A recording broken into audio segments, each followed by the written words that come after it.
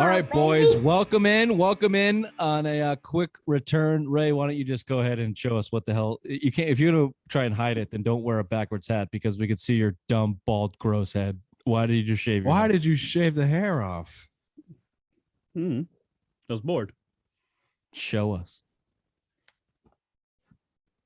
Ugh. Oh, dude, you have the best hair out of all of us, and you just keep shaving it. I just don't. I don't like it. It's just now you just look like a dick with a hat on. It looks like you. Hold on, I always get this fixed. Oh, there you go. Yeah, you don't look better. Yeah. All right, boys. Here's the show. Ray, it's your show tonight. Okay, it's in your hands. I trust you to guide us through. Oh wait, I'm doing the whole show. Like you're I'm doing the whole show, buddy. I'm reacting off of you. Let's go. In your hands. I will just kick it off and say, let's start with opening takes, and it's on to you, Ray, and the floor is yours for the evening. Bills Arizona Coyotes making the news once again, but not for good reasons. Apparently, they haven't been paying their bills, and therefore they were going to be locked out of their arena until today when they actually paid all of their overdue bills. And what an embarrassment for the NHL that a hockey team is not paying their bills to the least the building that they're leased to. It's just a bad look, and that's why no Southern team should have a hockey franchise. They should all be up north in Canada. Give Quebec City back a franchise because the Coyotes are disgraced to the NHL. Yeah, it's been about 25 years. You know, that's over. That experiment's over. You know, there was rumors that over the summer that they were going to kick them out of the city, and now they finally threatened to. I mean, they're a small market club. Get them out of there. Give them Canada. I mean, the Winnipeg Jets have a rabid fan base up there. Give them something back. Bring the Nordiques back. I have 2 points on this. Number one is close to what you're saying, Bill. Why has the NHL put so much money into this franchise working, or effort into this franchise working? And number two, why don't any of these sports franchises, maybe this is a bad example because they were defaulting on simple loans or payments, rent, but why don't all of these teams just buy the land and their arenas? Like, why are any professional sports teams leasing anything ever? Beats the hell out of me. Honestly, they probably just don't have the money. They've been trying to get a taxpayer funded one where they own, but it's not working. They're billion-dollar franchises. I mean, the Coyotes aren't, but they're a $500 million franchise at least. Yeah. Like, I understand. Even at that level, cash flow is a real thing, and to purchase that, is umpty millions of dollars. But it always blows my mind when teams don't own their arenas. It's like fucking Kraft owns the Patriots because he bought the land first. Like Celtics don't own their arena, or right? Yeah, it's bananas. Yeah, bananas. Weird. Rich, why don't you go? Okay. Didn't you just? Oh, no. My opening take is going to the NBA. Steph Curry is on the verge of breaking Ray Lewis murder record, all-time 3-point record. And I don't know, maybe we don't know much about Steph. You might have Ray Lewis's murder record broke already, but he is on the verge of breaking Ray Allen's 3-point record within the next 2 games. Probably, I think he's 16 away or something like that. And he will have broken this record by 33 years old, 10 years in the league. If you don't count last year, whatever year he went out with the wrist injury, basically missed the whole year. Last year, yeah. It took Reggie Miller 13 seasons to get to break the record at like 900 less than what Steph's doing. And then Ray Allen, it took him like 16 seasons to break Reggie Miller's. Steph's doing it in 10. Steph's doing it in 10, and there's no stopping him. And my opening take is it has ruined this generation of the NBA, specifically my and your Boston Celtics. Everybody living and dying by the three-pointer. It used to be a cliche in basketball that if you lived and died by the three-pointer, you were just dead already. The entire goddamn NBA is taking up this type of play because Steph Curry and Klay Thompson, 2 of the greatest shooters of all time, won championships doing it, and everybody else thought they could. They can't. It's ruined a lot of what the NBA is. I think they may be making a turnaround, but not soon enough for me. Bill? Speaking of things that needs a turnaround, good segue by me. Thank you. Bruins. Well, we need to talk about Bruins. After middling start to the season, you have 0 depth in the minors. You have 0 path right now as a team, as a whole. It's time to start exploring options for a total and utter rebuild that starts from some of your best and most trusted players, some of your oldest veterans. Patrice Bergeron does not have a future. has not hinted at signing any contract extension with the Boston Bruins. You saw David Krejci take off into back to the Czech Republic. Now's the time. You're going to get your most value if you trade Brad Marchand, but you really need to start looking at building this team young and rebuilding this farm system, because right now you have nothing. Right now you have your three best young players are probably Swayman, Pasternak, and McAvoy. You're going to try to build around all three of them. Pasta doesn't like it. Get rid of him too. Everybody needs to go except for those two guys. And we need a complete and utter restart. And Don Sweeney is not the guy. So back to my take from weeks ago, fire Don Sweeney, but let's start getting a guy in here that has the balls to make these decisions. And it starts with moving Marchand and moving Patrice Bergeron. As much as I love him, but you got to start thinking about the future, and right now they're not it. That'll never happen. I know it will never happen, and it sucks. I know Patrice Bergeron should finish his career as a Boston Bruin if they had a direction on this team. You spent a lot of money on shit. You're thinking about bringing back Tuukka Rask, where who's going to be the odd man out is Jeremy Swayman, who sees the number one goaltender role right now and has looked really good lately, and it's just a joke right now what they're doing. I'm utterly disappointed in this team, and cut bait. You look like a middling playoff team, if you're even a playoff team. Capitalize on Birch. Cunt bait. There we go. Capitalize on That's what Irene calls Bill. That's right. Just capitalize on Bergeron. I think you should move him. She sees him walking down the street. Ooh, there's my cunt bait. There's a little cunt bait. Mm-hmm. So for the show rundown, obviously it's a Patriots bye week, so we're going to be catching up with the other Boston teams in the area. Celtics season right now, we are disappointed. Whereas this team, what we thought they were going to be, just a middling team that's trying to get back to winning basketball. And as Bill said, the Bruins right now, are they a cup contender? Absolutely not. So what do they need to do to get back to be better this year? Also, we'll talk a little college football real quickly. And Bill made us all mad with the Time Magazine's Athlete of the Year, and he will let you know who won that award later in the show. So, welcome to the Simple Minds I knew Sports you guys Show. would get mad. Friday headlines, December 10th. Let's have a show.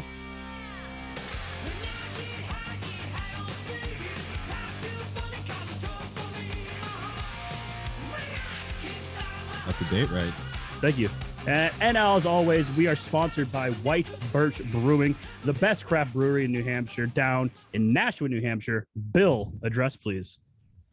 460 Amherst Street. The best side of Amherst Street. Go down there, check out their stouts, their porters, their sours, their IPAs, their triple IPAs. Go back in time travel with the triple IPA, something a lot more interesting. One of my absolute favorites. Go down there. It's Christmas time. Buy a hat, buy a sweatshirt. They have sweatshirts now. And go enjoy some local sports on TV down there, because with their bar, with their flat screen TV, whatever you do, drink White Birch Brewing and tell them the Simple Minds boys sent you. White Birch Brewing.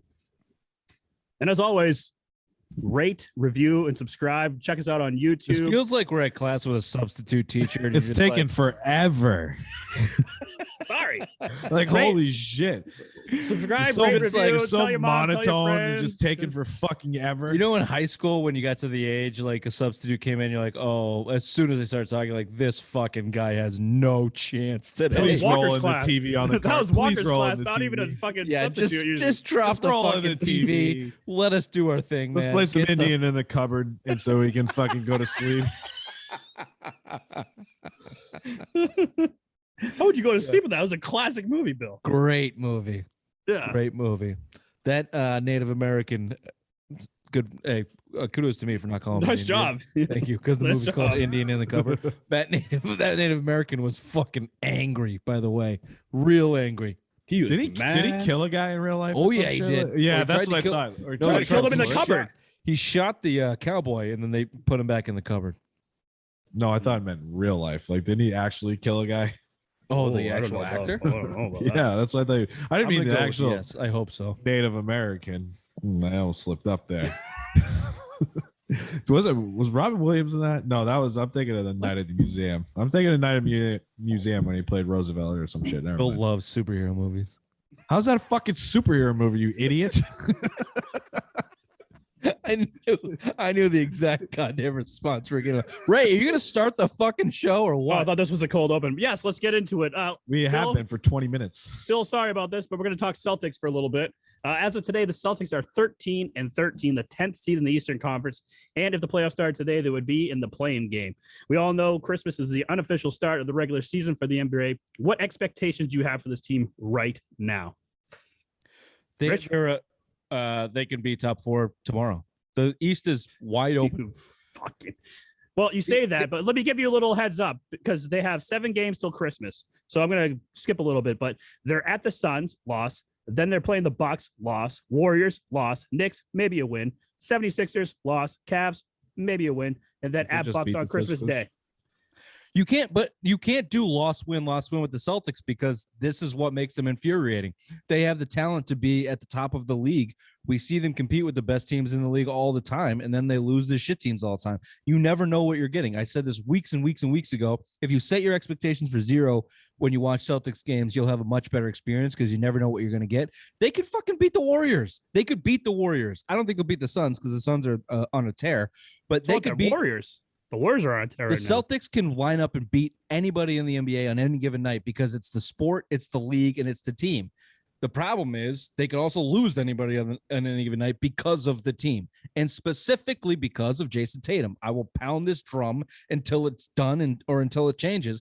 The team will go as far as Jayson Tatum goes, and until he turns into the guy he already thinks he is or everybody else has deemed him to be, which he's not yet, which is a superstar, the team's going to continue to struggle. They got punked by a Kawhi Leonard-less and Paul George-less shitty Clippers team by some fucking guy named Boston who was dropping his nuts on your chin, and your best player doesn't respond in the way that he should, which is probably a hard foul or talking shit back to him, or that's the type of game where you need someone to get in someone's face, and it just didn't happen. This is the team that you have. Welcome to the Boston Celtics. It's all about Jayson Tatum and what he decides to be.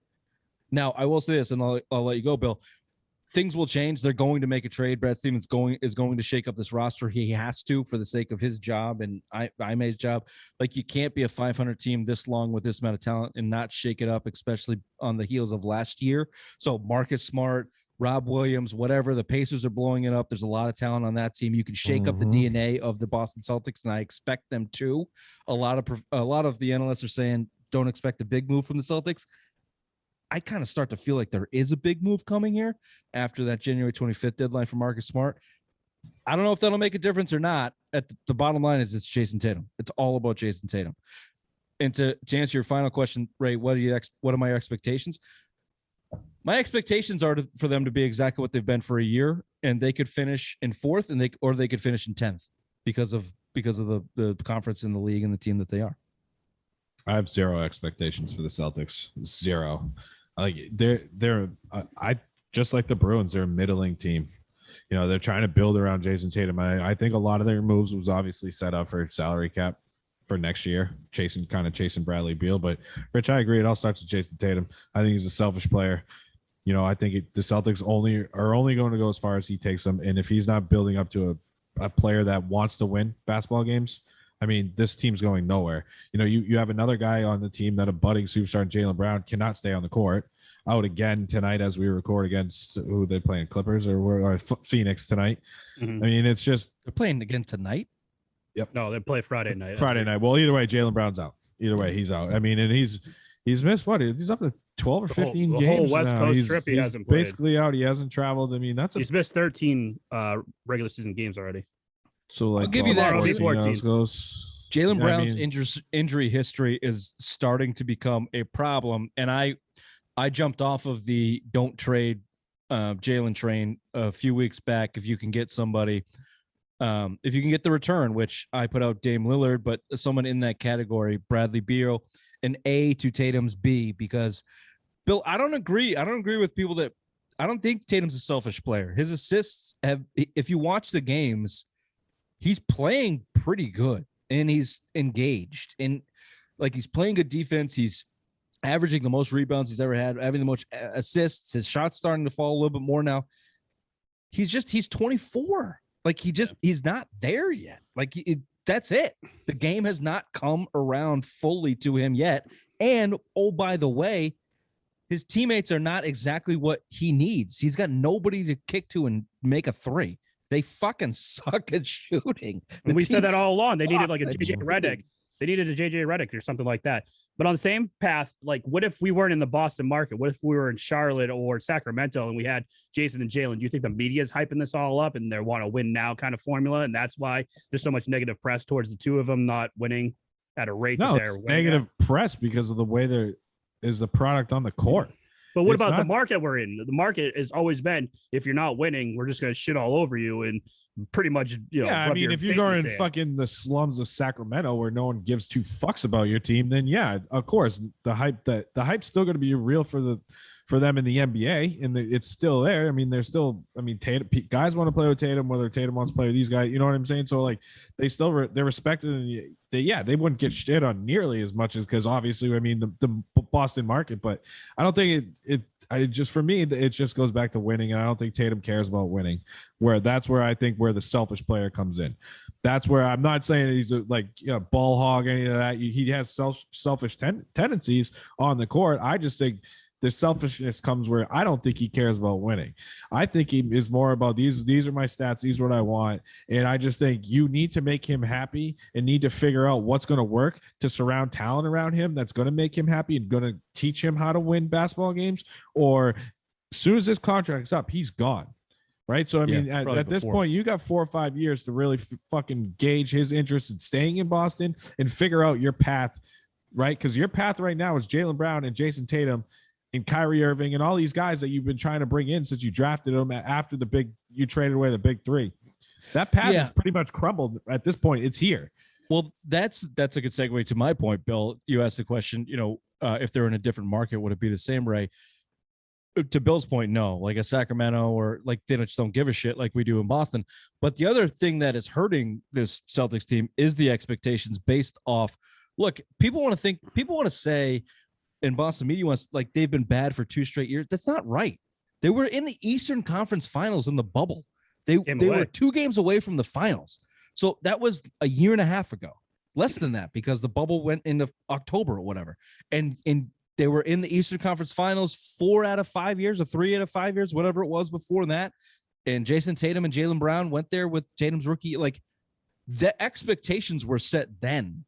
And then everything crumbled with the Kyrie and Gordon Hayward and Al Horford and Kemba Walker. The veteran thing didn't work out. We don't have to go into why, whether it was the kid's problem or the veteran's problem, but that's why the expectations are what they are, which is a top 4 team in the East.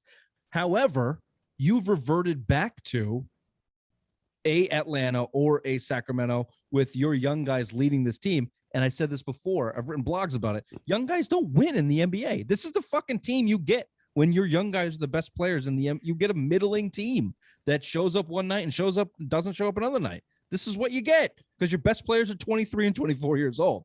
It's not that hard to understand. The problem is the expectations were set so high only 2 years ago and before that you expect them to get back there, and it's just going to take time. And whether the players, the market, or the team have patience to let that happen is yet to be seen. Probably not. They're probably going to overreact to it, which obviously everyone is. But that's been my come to Jesus moment. Like, you're led by a 24-year-old. Of course you're going to be up and down. This is the sport. This is what it is. Someone said it really good. I was listening to something. They said the NBA is a league where nobody can do it until they do it. Like Giannis Antetokounmpo was never going to win a championship. He could never break through until he did. And now he's considered one of the best players in the NBA. LeBron James was considered a guy that could never do it. LeBron James was a guy considered that could never do it. No, look what he had to do to go get one. Well, that's the threat, Bill. And I don't think you said 4 or 5 years for Tatum. I think it's 2 or 3. Yeah, I've floated this idea out for a while. I've been saying that if you don't make him happy, he's gone. I mean, there's still a window because his max extension kicks in next year. Yeah, it's 3 years at least. But I also don't think. Look, I agree with you. He's about his stats. He wants all NBA. He wants all the things that young NBA players. But I think he wants to win. I think what you're trying to say is he doesn't want to win bad enough for it to lift his team. Like, he wants to win, but he doesn't have he wants his numbers Kobe to look thing. good. He doesn't even have that LeBron thing where it's just like, I want to win.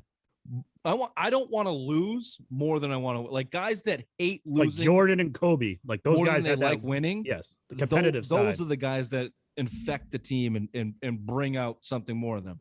Tatum, of course, wants to win. I think he wants to win every time he gets out there, and he's pissed that he doesn't, but then he lets it go. Where the best of the best don't. You know, Brady's still thinking about a week 6 loss in 2006. It's like, you know, that type of thing. Speaking of the Jays, Jaylen Brown has only played in 13 games this season. In those games, he's averaging 21 points, 5 rebounds, 2 assists. Without Jaylen Brown, Jayson Tatum is averaging 24 points, 7 rebounds, and 2 assists. Two-part question. Do you think this team is where they are due to the injuries to Jaylen Brown, or do you think Jayson Tatum would be better off without Jaylen Brown? No, they're better with Jaylen Brown. It's a stupid question. I mean, it's just talent. It's a clown question, bro. Clown question, bro. You saw it in the Lakers game. Tatum started out hot. It was a competitive game in the first half, and then the offense went cold. They had nobody to go to with Tatum on the bench. You need multiple All-Stars in the NBA to win. That's bottom line. He can't carry the team himself. That's the biggest thing. He's not a LeBron James. He's not a Kevin Durant. He's not even a Westbrook and Harden have carried teams on their back. Jayson Tatum's not the guy to do that. You need to surround him with talent. So the thing is that I'm saying Jaylen Brown trade him away for talent, like a Damian Lillard, like a Karl Anthony Towns, guys like that. I'm saying backed off on the Karl Anthony Towns, but because I like him. I know we get it. Damian Lillard, I would like, because again, I don't think Karl Anthony Towns was the same thing we were kind of talking about last year when or this summer when you were talking about Gordon Hayward or last year Gordon Hayward for Miles Turner. As much as I love Miles Turner, I wanted the veteran guy in Tristan Thompson because of the young kids in Jays. We didn't want to get too young. Now it's like that's the same problem. I want Damian Lillard in here because Karl Anthony Towns doesn't have that leadership. Like, Damian Lillard's a fucking asshole, and he's a guy that can hit down a big shot. Rich just alluded to guys that can't hit shots in the 3-point line. Well, Damian Lillard's the guy that would probably Damian Lillard or Bradley Beal are the guys that are going to fit Tatum perfect. Because guys. Again. Yeah, and again, like you said, Rich, his assists are going up this year. His rebounds are going up. Now he would have a real threat to pass to on the baseline for threes, anything or the 3-point arc, I should say. I mean, maybe that's Marcus Smart's not a guy that's you need that consistently. You need a guy that's going to take the pressure off Tatum when they're double and triple teaming them. They don't have that. And I think Jaylen Brown can be that guy. Again, he's 24. They're 24 and 23. In 3 or 4 years, they both might be that. Is there enough patience for that to happen? I don't think so. Probably not. That's why we're talking about it. And also the Tristan Thompson thing. We just way underestimated the Kardashian thing on that on the big. We just way underestimated it. Dude, one of them's dating a rapper, and that guy this concert just killed people. I mean, it just keeps going down and down, that Kardashian curse. It's real. Not good. The only good one is Courtney. Rashard McCants, you remember him? He dated one of those guys, one of those girls, and whatever happened to him, Bruce flamed out of the league. Like I was mentioning before, the next 7 games are a doozy for the Celtics. They start tonight against the Suns in Phoenix, and then they're back home against the Bucks, Warriors, Knicks, 76ers, Cavs, and then at Milwaukee on Christmas Day. I can see them going 1-6, maybe 2-5 in this stretch. If they do fall to 14-19, losing to these top teams in the West and East, will that be the icing on the cake for Brad to blow it up come January 25th? No, he doesn't have the balls to do it. What does blow it up? What do you do to blow it up? Get rid of Jaylen Brown, get rid of Marcus Smart, getting rid of Robert Williams. That's not blowing it up. If you're blowing it up, you're getting rid of Tatum, you're getting rid of Brown, you're getting rid of Smart, and you're starting from scratch. That's where you need to start if you're going to blow it up. He's not there. Tatum's your guy. He signed long term. Jaylen Brown, for the numbers he puts up, he's only on like $121 million deal. It's not a best max contract deal in the league. Next Jay Crowder. I mean, he's no Fred VanVleet. I love Fred, man. I would take him on Celtics right now. I know you would. Look, the blowing it up thing is not going to happen if they lose the next 6. If you trade Jaylen Brown, you don't do it mid-season. You do it in the offseason with a big package for everyone. You get your biggest value. Work around it and make it happen. Marcus Smart is a mid-season big trade that could happen. Robert Williams is a big season trade that could happen. Al Horford with that money is a big season. Like, I'm talking about big names that could move. Those are guys that I could see. Jaylen Brown and Jayson Tatum are not being traded in the next year, in the next half a calendar year. It's not happening. If they go 1-6 in this trip, I don't know. I mean, I looked at it originally and said, yeah, they could go 0-10. Then they beat Philly, and it went, oh shit, maybe they showed a little bit of life. They're going 4-3. Yeah, they're gonna go 500. This is what they are. This is what they are. Yep. It doesn't matter, Ray. You're not understanding this. They play well in Golden State. You know, they've always seemed to chirp Golden State out there. They steal a big game every year against Golden State, even in their heyday run. They were taking games, playing them competitively. Weren't they one of the losses that they had on their record-breaking season? Yeah. That Bridgie team beat him. Marcus Smart always plays well. I guarantee you, Marcus Smart has a 30-point game in the stretch or something. Al Horford goes off one. Grant Williams hits 4 threes. Like, this is just what this team is. They're a 500 middling team. 4-3, 3-4. Yep, that's exactly what I would expect. So like a 5th seed to a 10th seed is what you're saying? This is what they'll be all season. This is what the whole East is. So no a 5th to a 10th. So a 5th from a 10th. He's setting you up, 10. Dummy. He's setting you up, idiot. You dumbass. Here's some happy news. On December 8th, Damian Lillard is reportedly came out and said he's reportedly interested in playing with the Celtics. Lillard said he would really like to play with Jaylen Brown. Kevin Pelton, an NBA insider, whipped up a trade proposal that would be intriguing to the Blazers. Why are we talking trades when we just said he's not going anywhere? Keeps Jaylen Brown, Marcus Smart, and Robert Williams. The structure of Boston's end includes Juancho or Herma Gomez, Al Horford, Peach Baskets, Peyton Pritchard, Dennis Schroeder. It also includes 2022 first-round pick, 24 first-round pick, 26 first-round pick, top 10 protected, top 4 protected in 2027. That's a stupid fucking trade. In return for the Celtics, get Damian Lillard, CJ LB, Ben McLemore, Tony Snell, and Cody Zeller. Ben Simmons is going out there. Damian Lillard. That's what I read today. I'm sorry. Hold on. We just said this is the internet. Anyone could put it on there. Anyone could put any. All they did was match salary. Insiders. Answer me. Why would the Blazers do that? Because they want to blow it up and start rebuilding. If you have, why? No, they don't. He wants to play Ben Simmons. No, they don't. If the only way that's happening is Damian Lillard says, you have to move me right now because it's the NBA and he can do that. He's already requested $100 million 2-year extension. So and he'll get it. He might. But he also says, they're not happy. So I can see him getting moved, but they're not moving him for that. You don't get Damian Lillard without Robert Williams, at least. I mean, probably without Jaylen Brown, but Robert Williams at least, or a Marcus Smart. Like, you don't get him for your bums on the bench and 3 first-round picks. No, I don't think that happens. I don't. Okay, so who would you put in there to make that happen? It has to be Jaylen Brown. On the lowest of but lowest Lillard of says he wants to play with Jaylen It doesn't matter what Lillard says. It's what the Trailblazers want. On the Paul Georges of shitty trades, the least you can get away with is Robert Williams. The least, who is, on a good contract and a good young center and a good young prospect. And even, I mean, Jaylen Brown probably has to be included. But look, I don't know. Damian Lillard's 32 years old. He's on the back end of his career. If he forces his way out, the leverage is down. Look at what Houston got. They got no players and they got draft picks.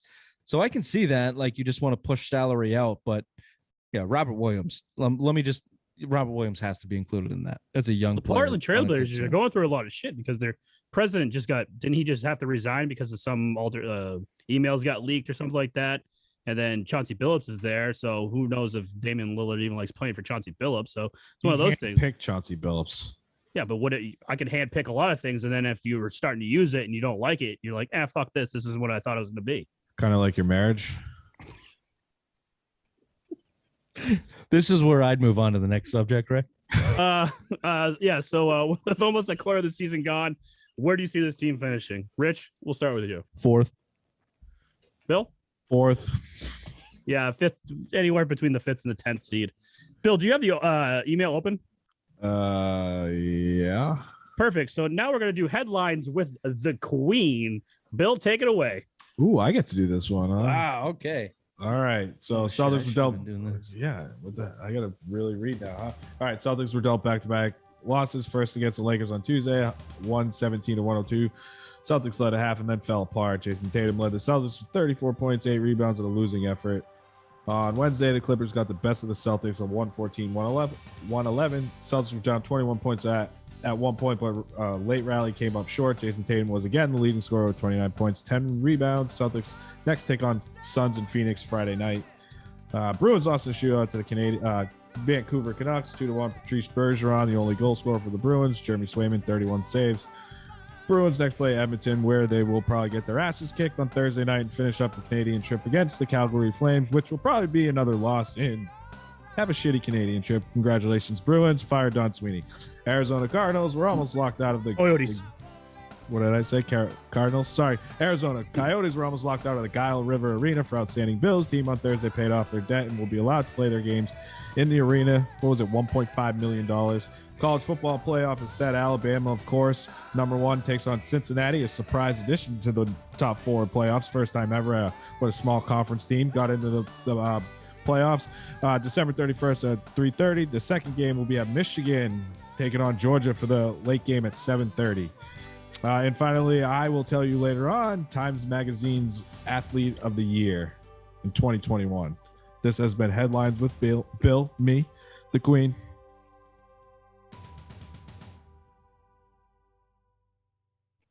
Thank you, Queen. That was great. That was great, Queen. Bravo. Mazel tov. Bill reads like me, like fast and skips words. Well, then just does whatever he wants. And you know why? Because you're kind of like, it's weird, like when you're reading like something like that, because you can kind of like see ahead. So I'm like, okay, and then I'm like, that's how I read books. That's why I don't remember any of them. Like I'll go 6 pages in a book and go and like fuck. I was thinking about something else. I read all that. I gotta go back and read it. Like the tit size of the character they're talking about. Happens no. How big are her areolas? What are you reading? Penthouse? Yeah, a little penthouse for him. Wait, I thought you meant something different. So a character's introduced in a book, and you automatically go, "How big are her nips?" And then you keep reading. I thought you meant the book was describing how big her nipples were. No, I'm just thinking in my head. What kind of breasts does this girl have? Let me think. Yeah, you don't. What kind of underwear is she wearing? I'm sure it's your standard white cotton, but maybe it's something freaky like I've never seen before. What movie is that from? Old school. Old school guy. I'm like, God damn it. Maybe it's a thong. It's fun, baby. Right. What's the last book you finished reading? I think Goosebumps.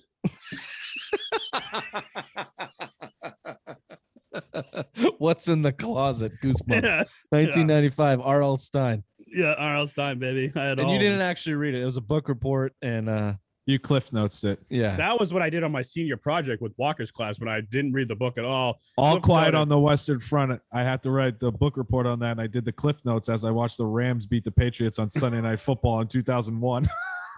Funny, All Quiet on the Western Front is the last book I finished like a month ago. That is a depressing ass book. Speaking of inside jokes that no one knows, Walker, our senior year, Bobby Vine did a book report, and he just grabbed a book and got a white piece of paper and did a book cover of it and wrote "Walker is an asshole" and handed it in. And then Walker made him do the full report in front of the class, and he did it, and he fucking nailed it. He did like 5 minutes straight off the top of his head why Walker was an asshole. He got a B. You serious? That's wicked funny. I'm not lying. That is wicked funny. Bill, we're going to go to our sponsor now. Back to basics. Before reading that, I don't know if you had to get a little oil, maybe a little calming gummy into you from Back to Basics. Rich is going to finish the rest of this because I suck at doing Back to Basics. Okay, Back to Basics, BAK, the number 2, basicsllc.com. That's where you want to go for all of your CBD needs. You get a free sample with every order that you make. Not only that, you get an email from Dr. Tom himself, who will help you with all your CBD remedies. So go to backtobasicsllc.com. That's BAK, the number 2, basicsllc.com for all of your CBD needs. Excellent. Now, this is going to make the Queen very happy. We're going to talk a little Bruins now. We haven't done that a lot lately since the Patriots have been surging. So right now, the Bruins are 12-8-2, which is good for 5th in the Atlantic Division. Now, they also played 5 less games than the top team, the Toronto Maple Leafs, who are 18-7-2. This is another team, which means they are going to be playing a lot of back-to-back in the second half of the season. Are you struggling reading your own email?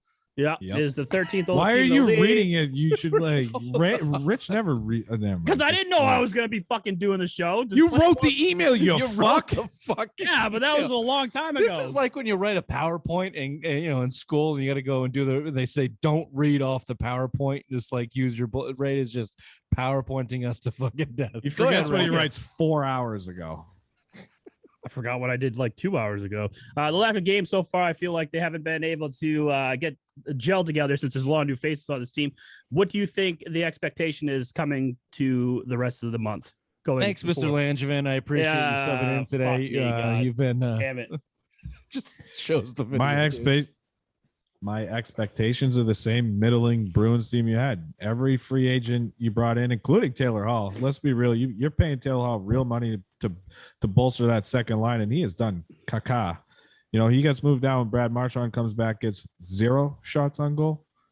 Not 1, 0 shots on goal. You brought him in to score. He is not the player that you expected to bring in. He's not the 16-game sample that you had last year. He's kind of reverting back to that. Why are you changing your fucking lights? Bruins, black and yellow, baby. Oh, Jesus Christ. See, he always distracts me.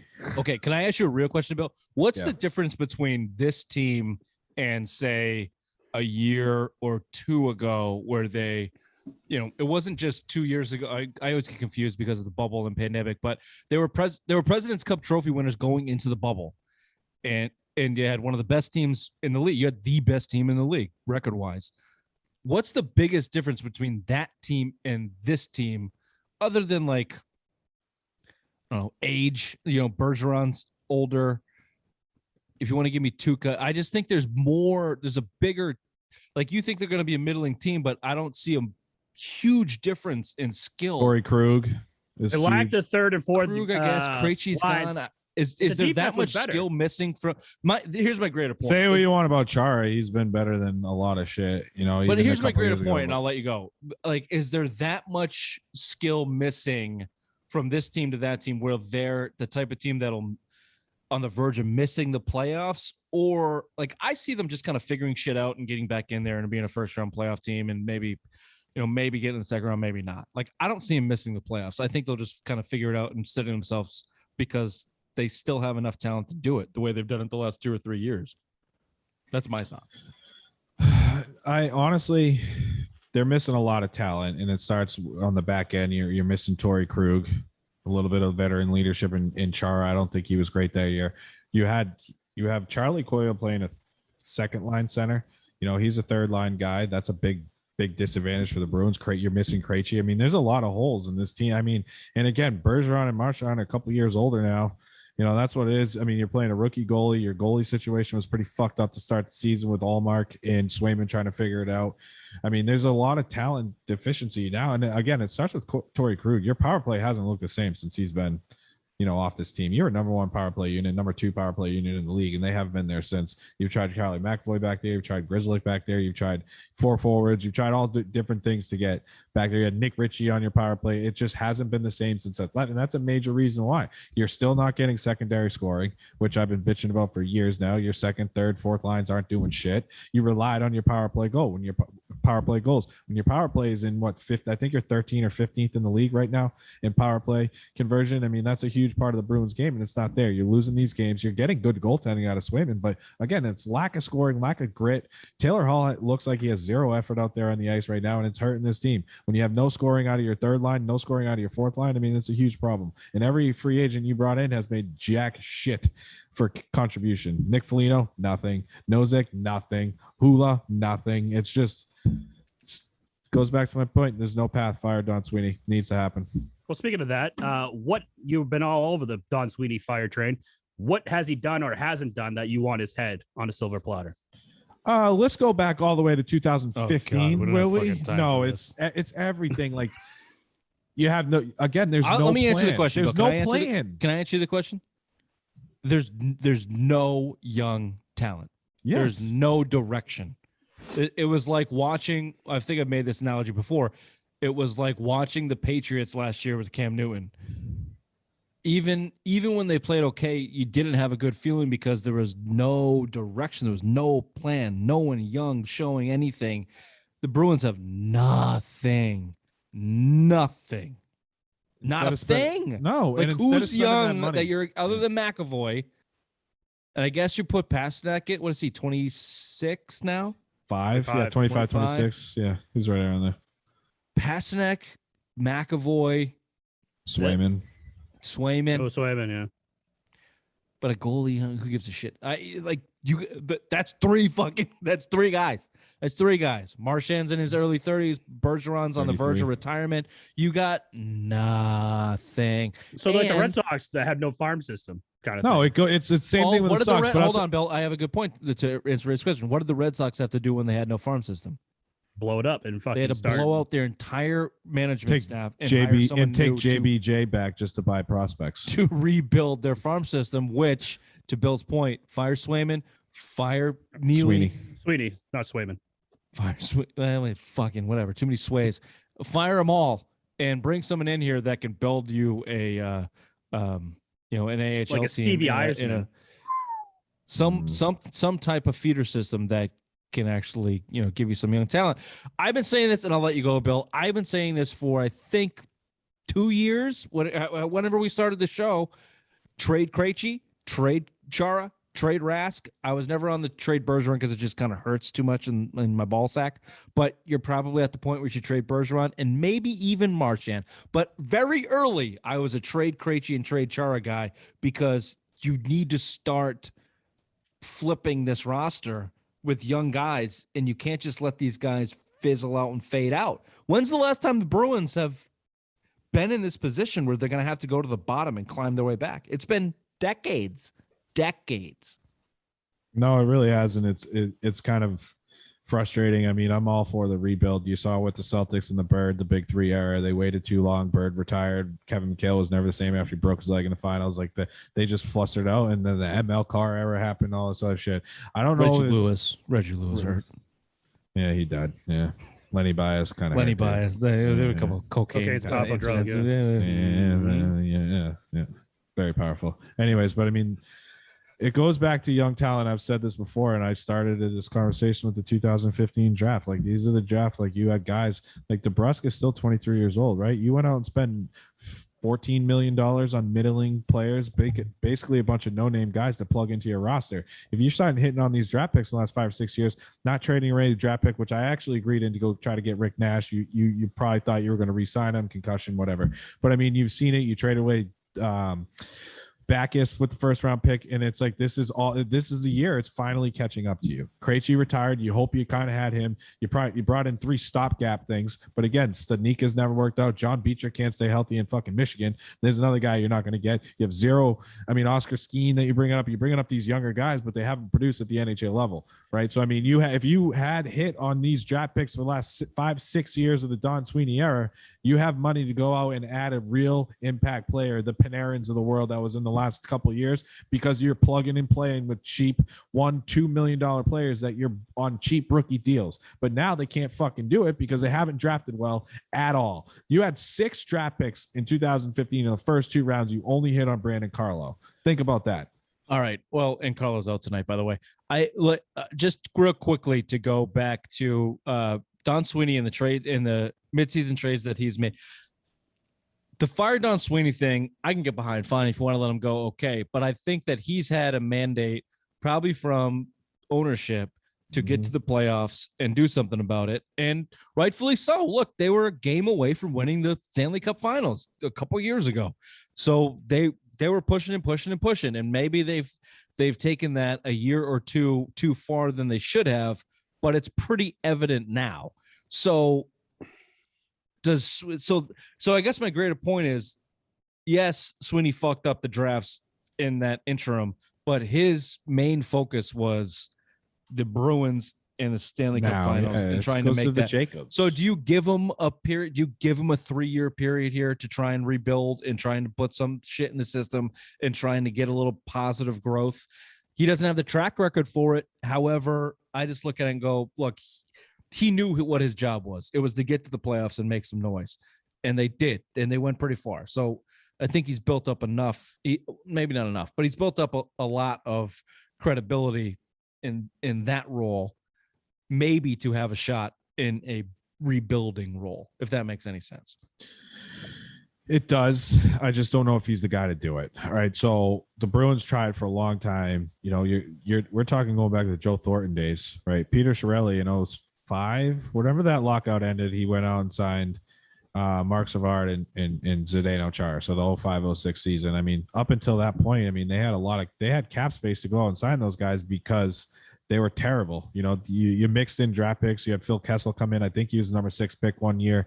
So I mean that you built it like that, but how are you going to get top draft picks? How are you going to get cap space? Eventually, these guys got to go, and you need to stop giving big money. I know they're not giving big money, but they just gave Charlie McAvoy $8 million. You have Pasternak coming up. I mean, now is the time to really evaluate. Rich, you're not a huge Pasternak guy, but now you really got to evaluate, like, what's the direction of this team? What can we get? I think all bets are off. I think Pasternak, Bergeron, Marchand, all of those guys right now are on the table to move. You're building around McAvoy is the one guy on this team. Swayman, you can go. Anyone, you can find a goalie. You can build a good defensive team, and you can find a fucking goalie. All right. So, I mean, this is a big problem. Again, it goes back to the direction. I think you need a total rebuild. I don't think Don Sweeney's the guy. He kind of came in under the Peter Chiarelli era. Peter Chiarelli was notorious for loving his own guys. Don Sweeney has done very well re-signing a couple key players, the Marchand, the Pasternak, these guys to hometown discounts. But I mean, that ship is over. You saw McAvoy just get paid. You're going to see Pasternak with a big deal. He needs to start. He's going to start loving his players too much. And that's where, again, as much as I love Patrice Bergeron, and I don't think he's going to get traded, but he needs to get traded. Right. And I don't think Don Sweeney's the guy to do it. I think you need a guy that is a heartless bastard. Like, let's be real. Bill Belichick is a guy that's trading Chara. He's trading Chara. He's trading the Krejcis before. I mean, shit. I mean, the real thing that he real fucked up probably was the Tom Brady situation, I think, towards the end. Right. So, I mean, I think if you Brady look at that was Brady's fault. But I know, but I'm just saying, if you look at Bill's track record, it's always the year before. You need a guy like that. Yeah, I understand. And someone that has not had ties to this Bruins team dating back for the past, since, the call it the Bergeron era, which is fucking 20 years. Right. I agree with you. And yeah, Pasternak, maybe like, as much as I am not a Pasternak guy, the idea of him and McAvoy kind of being your two pillars now moving forward as the only pillars, if you trade Marchand for a bevy of picks and maybe you get a first round for Bergeron or something, then yeah, I can see that. I can see that moving forward. But yeah, the bigger picture, we're in a new era of Boston Bruins hockey, and it's not good. I don't like it. And if you like put that up against the other teams in town, the other teams in town have been able to kind of rebound. Even on the verge of our Celtics talk, they're still kind of in it. Like, there's still this little bit of something could click and they could do it. And because their best players are very young, and you only need one or two good players in the NBA to be good. The Bruins are not there. They need a drastic turnaround to get back to consistent competitiveness like the rest of the teams in town. It might be a couple dreadful years for the Bruins here coming up. So quickly, what do you think how do you think they finish? They're going to I told you. They're going to make the playoffs and lose in the first round. Yeah. I'm going to go second round exit. I'm going to say second round exit. They might be. Just because that's what they do best. They go to the second round. Who knows, if you're the A seed and you got fucking Tampa up there, the 1 seed, you think the Bruins are going to take it? You think the Bruins are going to take one game off Tampa? Absolutely fucking not. Kucherov's coming back in the first round again. No, they won't. I take the season off. They won't sell at the deadline. They should, but they won't. So I can see them pulling it all together and scraping their way into the playoffs is my expectation of the Bruins. All right, quickly, because we've been banging around with the Bruins and Celtics. College football announced their playoffs. We're not very big college guys, but it's religious around the rest of the nation. Everyone follows college football. You got Alabama, Michigan, Georgia, and Cincinnati. Who you got winning it all? Bama. Richard? I don't give a fuck. Here's all right. Well, let me ask you this then. If Alabama destroys Cincinnati, the first non-Power 5 school to make the college playoff, is that a bad look for Cincinnati and the rest of the small schools that never get respect? No. Did I mention this in the last show, or was I just talking to somebody else? The SEC and in some of the other bigger conferences should just petition and pay whatever needs to pay just to not be college football. Just be a minor league fucking professional G League? organization, like a G League to the NFL, a feeder program to the NFL, because that's what they are. The players are getting paid now. The coaches, fucking Brian Kelly just got $10 million a year to coach football and for a Southern college. accent. That's not college. That's not football. That's not a collegiate sport. That's a professional sport. What the fuck are we doing? This is why I hate college sports. 4 teams, there are 128 teams eligible for the fucking college football, and 4 teams make the playoffs. It's bullshit. It's dumb. Better than, It's it is dumb. I think they're going to try to expand it to what, 12 or 16 teams or something like that. Eventually down the road. Eventually, because but I mean, they have finals and tests, and you have to fuck. You know what was even worse? It's better than the kidding fucking me? stupid BCS system where it's like, BCS was the worst. this computer is going to tell you who the number 1 team in the nation is, and it's like, and the coaches poll was different. It's like stupid. SEC is never going to not dominate this conference, especially with Alabama and Nick Saban. Everybody fucking knows. You know, dude. Those are the power conferences. Everybody knows those. Purdue's, they fucking shit out NFL first rounders. Like, those are the schools. There's never going to stop. It doesn't look bad on Cincinnati. I think it looks great on Cincinnati. They're not a Power 5 conference, and they made the tournament. I mean, they made the playoffs. Like, you know, you could throw Notre Dame in there because they're not affiliated with any conference. You know, they're one of the only teams. They only get a couple $100 million for boosters. Yeah, and especially NBC. NBC gives them a shit ton of money. Good for Cincinnati. It's good. It's better for college football. I know it's a little bit hypocritical because all of professional sports is big business and money now, but like, just like that gross, icky NCAA feeling of college fucking sports, specifically football, specifically SEC football, it just drives me insane. It's like, it's not a collegiate sport. This is a professional sport. This is a professional fucking sport for these kids, and good for them. Like, I'm not trying to take anything away from the athletes. Like, they're all doing, changing their lives, and they should be. But like, the idea that 4 teams fucking make it, like, it's just dumb. It's just fucking stupid. What's the point? Do you watch it? Do you watch the playoffs? No, absolutely. You don't watch it at all? If it's on at a party, or if I got nothing else going on, I'll throw it on. But I don't give a fucking shit. I don't care. You want to hear something really dumb? It's dumb. And Alabama will probably win anyway. You want to hear something really, really dumb? Yes. Time Magazine Sportsman of the Year. Let's hear it, Bill. You ruined our afternoon. Why don't you ruin everyone else's day by telling us and why? America's Olympic hero, guys. America's Olympic hero won the bronze in the Ryan Olympics.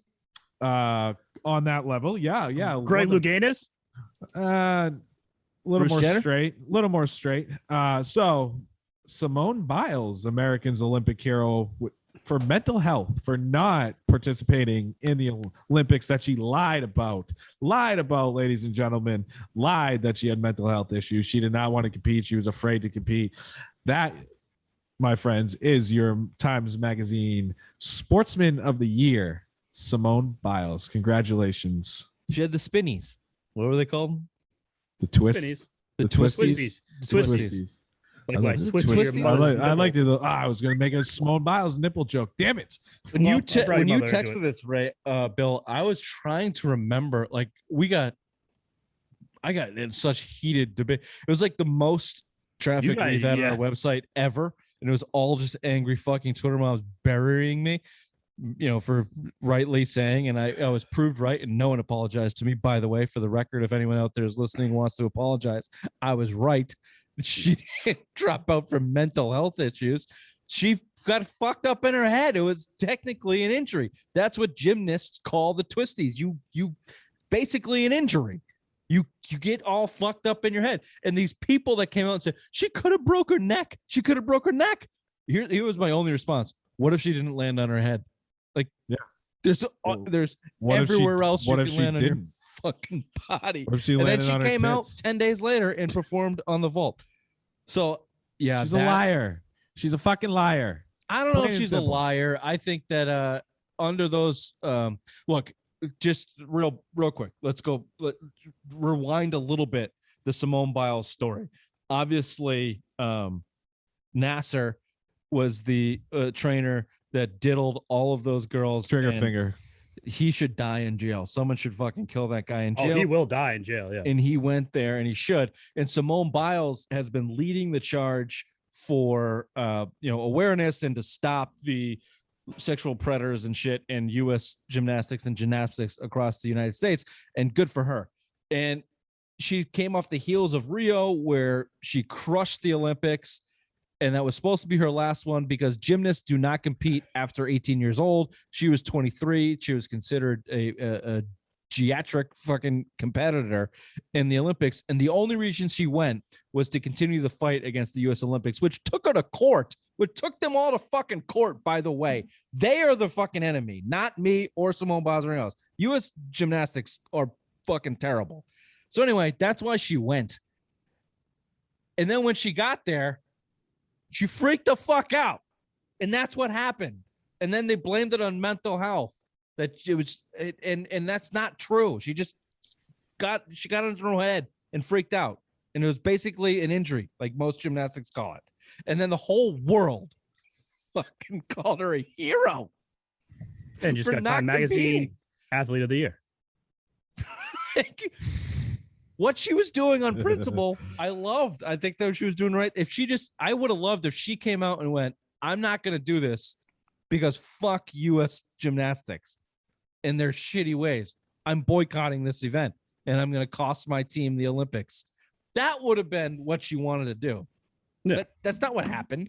Nope. She got the twisties and she couldn't compete. That's it. Look at Bill's mom. She gets titty twisted every fucking night, and she's God. That whole goddamn saga drove me insane. The American hero, the Time Magazine Athlete of the Year for not competing because she got hurt. She got hurt. It's fucking crazy. Oh my God. Well, Richard, hopefully never again have to be late for work or do this again. So I have to host a show because this has been absolutely fucking terrible. But this has been the Simple Minds Friday headlines, December 10th. Simple Minds Sports Show, Friday headlines. Simple Minds Sports Show, Friday headlines, December 10th. Thank you for listening, and we'll see you on Sunday for Early Lines. Bye-bye. Bye. Bye-bye.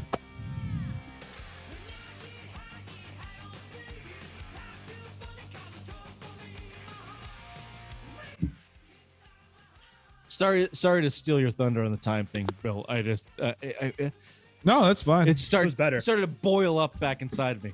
She didn't fucking compete. What do you mean she didn't compete? What's I totally agree. Look how fat he is.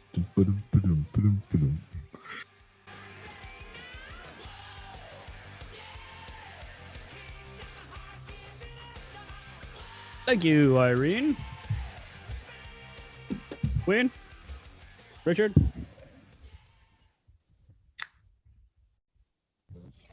We play fucking silent treatment? Yeah. Oh, you sound like shit. You sound like shit, Bill. No, I am just doing my best catch up for the day. Oh. Raymond. This is why this bet really didn't make sense. Hey, look, he's got a shelf too. Look at this. He's been doing things today. Oh shit, you can see that. Okay. Did you do that today? Did that the other day. Gotta paint. Gotta do some paint. A little bit at a time. You put the shelf up before you painted? Well, you can take it right down. It's easy. What kind of thought process is it? Just paint the fucking wall and then put the shelf up. Do you know who you're talking to? You're moron. You're asking about thought process? There's none here. Whatever. Simple minds. Simple goddamn minds. Mm-hmm. Bill, I think for Christmas or whatever you celebrate, I'm gonna send you one of these mics. It's a real game changer. God damn it! I need to start having shitty stuff so you send me free shit. It's just one USB cord, plugs right in, sounds great. Look at the fucking grin on this kid's face. He's so. I'm gonna need that mic back in return, though. This is not a. Yeah, I have two of them. Oh, you sound fucking terrible. I don't know what's going on. You're on your computer audio. No, I don't think so. Cover the mic with your hands. Talk. Can you hear me now? Uncover. Yeah. Ooh, it's your mic, but your settings are shit. Maybe if you stayed in one location, you fucking. They're all the same. I haven't switched any of them. That's a lie. I literally just unplugged this and plugged it in. That was it. Oh God, This it is why we sounds don't have bad. nice things. What's your That's why we- gain? Bring your gain down. How about now? Ooh, Better. way All better. right. All right. There we go. Face is still disgusting, but your voice. I think you look actually pretty good today. He Hold does on. with that quarter zip. Let me get some of this pussy juice off from your mother. How about now? Does it look better? It looks better. Yeah, this just is a glad I fun love game. these. I love these quarter zips. I have to wear it. Like I can't. I don't like the long sleeve like button up shirts. So I just go with this and like something underneath. I had a like it. quarter zip on today, Bill. I was in meetings all day. I had to do the collar shirt underneath though, so it was like a very uncomfortable day. Sometimes I was doing that for a little while, but I have like these fucking Timberland shirts and shit like that. I'm like, I'm just going with this. No one says Humble- shit. Humble brag, Timberland. Nice. Dude, the outlets, man. You guys some fucking mad cheap shit. Turn there. your volume down a touch too on that thing. Or just stop screaming. Either or. Fuck Well, off, Ray. Either or. Just fuck right off. I'm just glad you don't have any Christmas trees in your mouth tonight. That's one good thing for this show. Water. I saw the water. I saw the hamburger water. Drinking Christmas trees in my mouth. Hold on, I'm just finishing something here. Okay. All right. Yeah, I just got home basically. Just got down here, so I haven't looked at, You're in for a doozy. I haven't looked Yeah, at this. I got at all. home a little late too, and I'm reading the email, and You didn't get home late. You said you watched Always Sunny in Philadelphia. which is a half hour. No, You outed yourself. Yeah. Which is a half. The show's a half hour. Tell me lies. Tell me sweet little lies.